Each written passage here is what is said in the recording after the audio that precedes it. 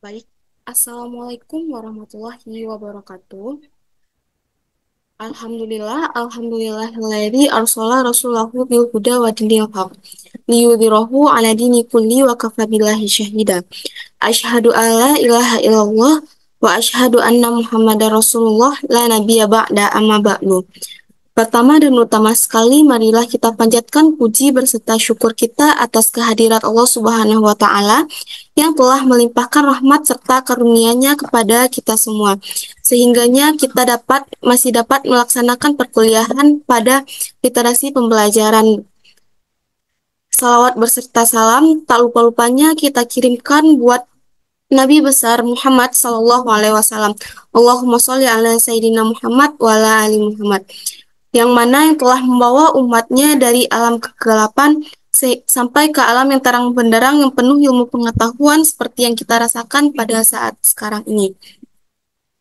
Yang terhormat kepada Ibu Wahyuni Satria Dewi, SPD MPD, selaku dosen pengampu pada mata kuliah Literasi Pembelajaran Fisika, yang mana pada kesempatan kali ini saya Zahra Salsabila Wedi dengan NIM 21033138 akan mempresentasikan materi terkait dengan literasi finansial.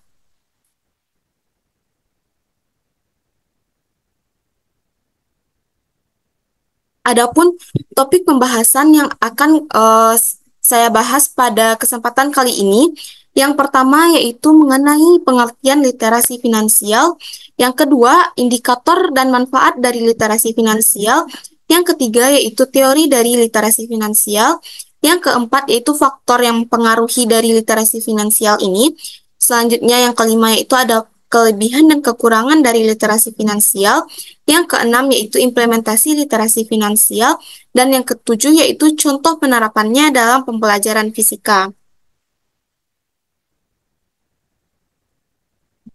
Yang mana literasi finansial ini di era globalisasi dan kompleksitas ekonomi pada saat sekarang ini, pentingnya bagi siswa ini untuk memiliki pengetahuan dan keterampilan yang cukup dalam mengelola keuangan pribadi mereka, yang mana pada literasi finansial ini memungkinkan siswa ini dapat membuat keputusan dalam keuangan yang bijaksana, yang mana nantinya siswa ini dapat mengelola anggaran, sehingganya nanti dapat pula berinvestasi dengan cerdas dan melindungi diri mereka dari penipuan keuangan. Nah, yang mana ketika kurangnya literasi finansial ini dapat mengakibatkan masalah keuangan pribadi seperti utang berlebih, ketidakmampuan untuk mengatur keuangan pribadi, sehingganya kesulitan dalam mencapai tujuan keuangan dalam waktu yang jangka panjang. Nah, sehingganya sekolah dapat memainkan dan lembaga pendidikan memainkan peran pentingnya dalam meningkatkan literasi finansial ini. Yang mana kita masuk kepada pengertian dari literasi finansial.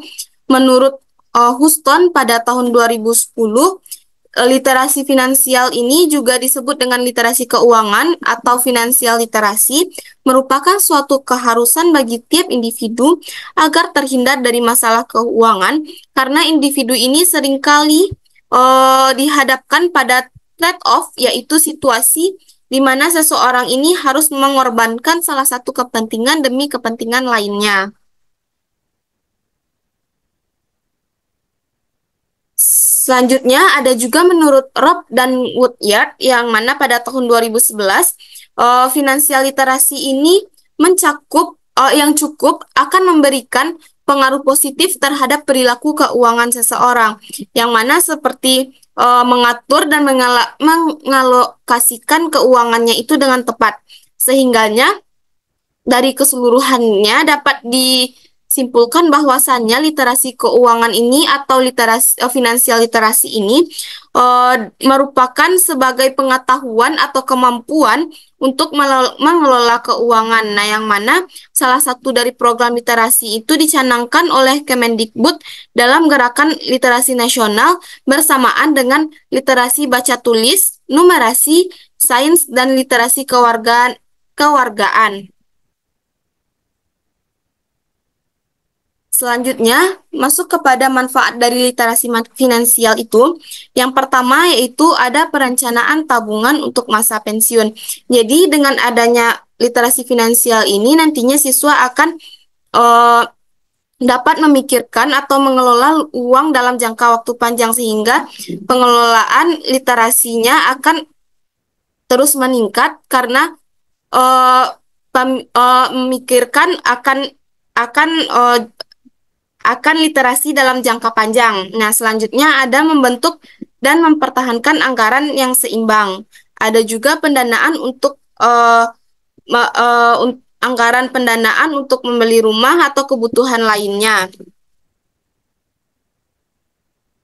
Selanjutnya itu mengawasi pengeluaran agar tidak membludak. Nah, dengan adanya literasi finansial ini, nantinya siswa bisa memanajemen bagaimana pengeluaran yang dilakukannya itu sesuai dengan kebutuhannya dan tidak berlebihan. Selanjutnya ada juga pengetahuan mengenai investasi dan cara mengelolanya.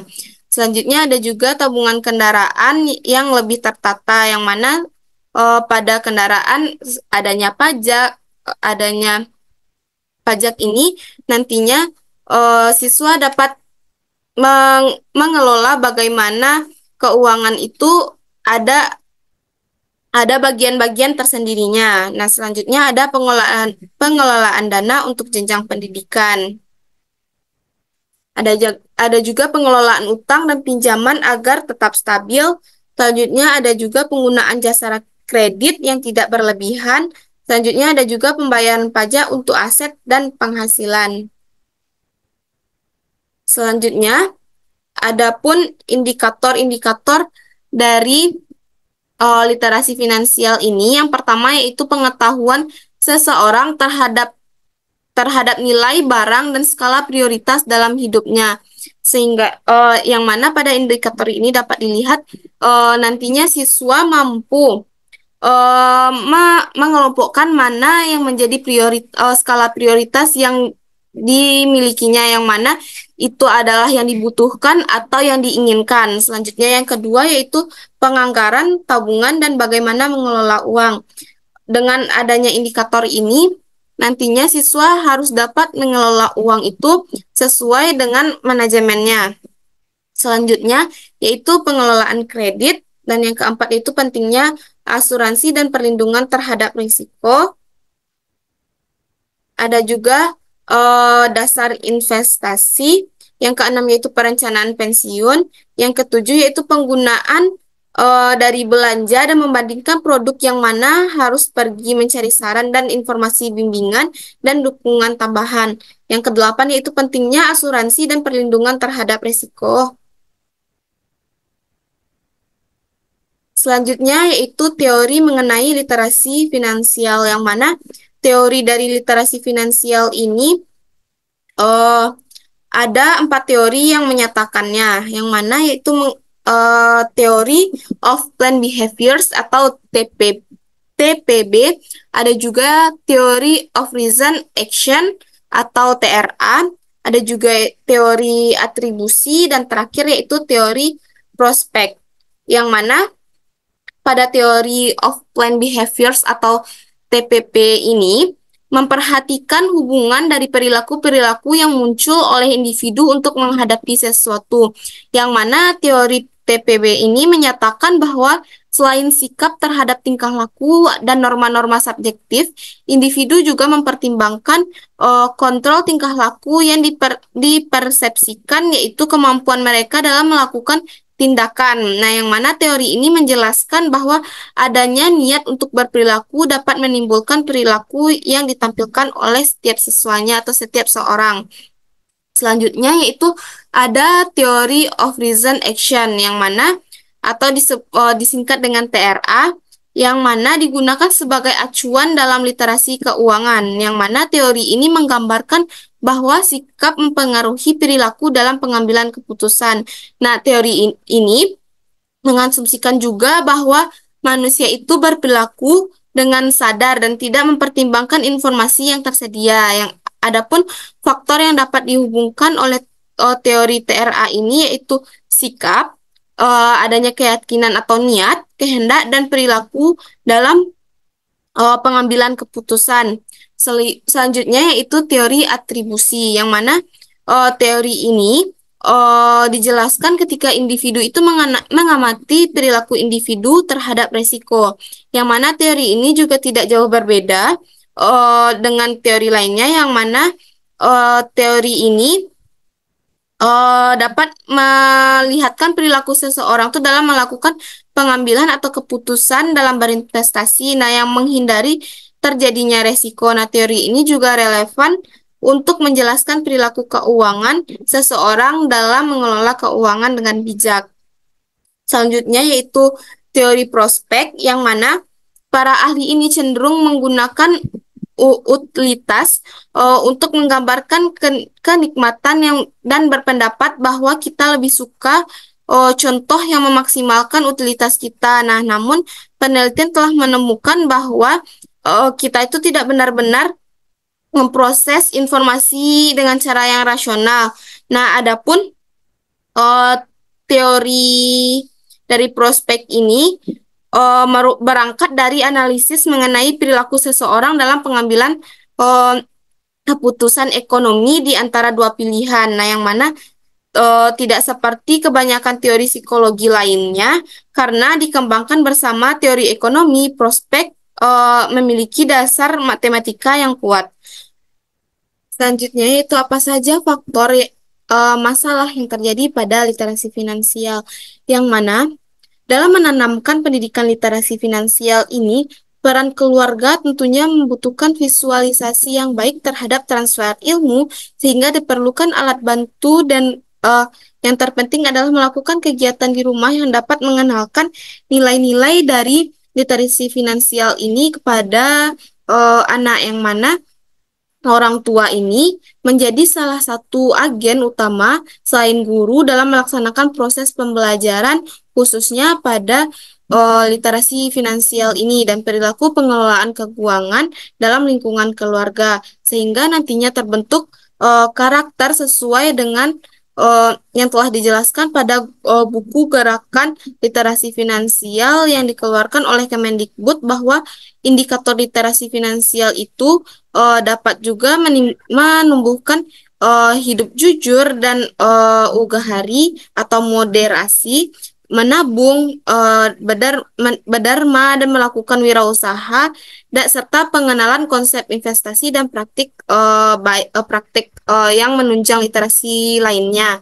Nah, sehingga pada literasi finansial ini terdapat beberapa faktor yang mempengaruhi literasi finansial ini. Yang pertama, ada dua faktor. Yang pertama yaitu pengaruh status sosial ekonomi orang tua terhadap literasi finansial aspek kognitif, yang mana status ekonomi orang tua tidak mempunyai pengaruh langsung tidak mempunyai pengaruh langsung positif.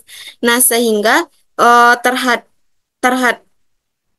terhadap literasi finansial ini dalam aspek kognitif. Nah, namun pada penelitian Haryono pada tahun 2008 itu menyatakan bahwa ada pengaruh negatif yang signifikan dari status sosial ekonomi orang tua terhadap literasi finansial siswa, yang mana diindikasikan bahwa pengaruh status sosial ekonomi orang tua itu terhadap literasi itu kurang konsisten, sehingga secara teori orang tua yang memiliki pendapatan yang tinggi dapat memfasilitasi anaknya untuk menabung dan sebagainya. Nah, secara empiris ternyata ditemukan bahwa status ekonomi orang tua ini tidak berpengaruh terhadap literasi finansial dalam aspek kognitif, yang mana tanpa pengarahan dan bimbingan dari orang tua, status sosial ekonomi tidak mempengaruhi tingkat literasi finansial siswa itu secara kognitif. Yang kedua yaitu adanya pengaruh status sosial ekonomi orang tua terhadap literasi dalam aspek sikap, yang mana pengalaman dalam kehidupan ekonomi sehari-hari, khususnya dalam hal keuangan, tidak memberikan makna yang berarti bagi perubahan sikap siswa tentang keuangan. Nah, yang mana siswa ini dengan status sosial ekonomi orang tua yang tinggi dapat memiliki sikap bahwa mereka dapat memperoleh uang dengan mudah dan mereka dapat memiliki apapun yang mereka inginkan. Nah, siswa yang memiliki status ekonomi yang rendah, nah mampu menerapkan hidup hemat dan lebih berhati-hati dalam masalah keuangan. Nah, adapun kelebihan dari peserta didik jika memiliki literasi finansial ini, yang pertama yaitu kemandirian keuangan, yang mana nantinya peserta didik ini dapat memiliki eh, dapat kemandirian dalam keuangan. Nah, karena mereka itu mampu membuat keputusan dengan baik pada dalam hal keuangan sehingga nantinya dapat mengelola anggaran, menyimpan dan menginvestasikan uang yang dimilikinya. Nah, selanjutnya yang kedua itu mengelola risiko pengelolaan risiko yang lebih baik. Yang mana literasi keuangan ini dapat membantu peserta didik memahami risiko-risiko yang terjadi pada dalam keuangan. Nah, yang ketiga yaitu perencanaan masa depan yang lebih baik. Nah, dengan adanya literasi finansial ini, nantinya peserta didik tuh akan cenderung lebih mampu merencanakan masa depan mereka dengan baik. Nah, mereka dapat menetapkan tujuan dari keuangan itu dalam jangka panjang dan merencanakan untuk pencapaiannya. Yang keempat yaitu peningkatan dan peningkatan kesejahteraan finansial yang mana peserta didik yang memiliki literasi finansial yang baik ini memiliki peluang yang lebih besar untuk mencapai kesejahteraan finansial.